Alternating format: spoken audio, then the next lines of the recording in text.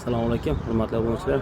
Navbatdagi darvozamiz Samarqand Qo'qon o'rnida Uchqo'rg'onga. Razmerlari eniga 350, balandligi 310. Nalishlar tashqari. Nalishlar bilan birga eniga 4 metr bo'lgan, balandligi 345 bo'lgan. Yondollari 10 shvellar, tagi qismi shvellar, ramka profillari 8 tor 1.7 tenkadan. Ishlar 6 tor 1 tor. Mislari 2 bo'lgan. Bunlarni ko'rasizlar. Gullari ko'vinli gullar bo'lgan. Darvozamiz nihoyatda chiroyli chiqdi. Orqa taraflari zamonlari ham toza zamondan bo'ldi.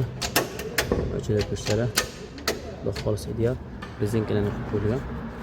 Honda Center zamon.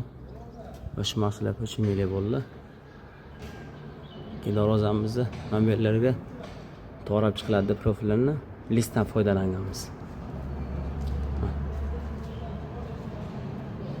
Kim shunaqa darvoza kerak bo'lsa, alohida chiqarasizlar.